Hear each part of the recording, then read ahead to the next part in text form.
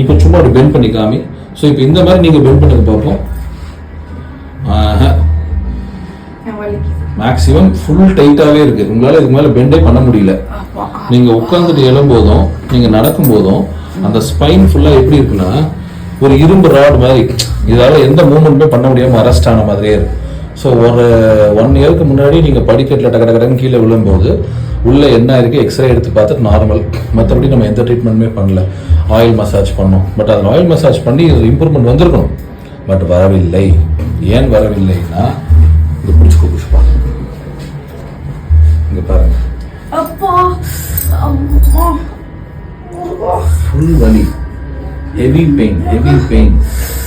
So இதெல்லாம் சேர்ந்து தான் உங்கள் முதுகு தண்டு அப்படி பிடிச்சிட்டே இருக்கு. அவங்களால எந்த மூவ்மெண்ட்டுமே பண்ண முடியல. ப்ரீத்திங் பண்ணுறதுக்குள்ள கூட கொஞ்சம் கஷ்டமாக இருந்திருக்கும். நார்மல் ப்ரீத்திங் பண்ணுற மாதிரி இருக்காது. இறுக்கமாக பிடிச்சி வச்ச மாதிரியே தான் இருக்கும். கரெக்டா?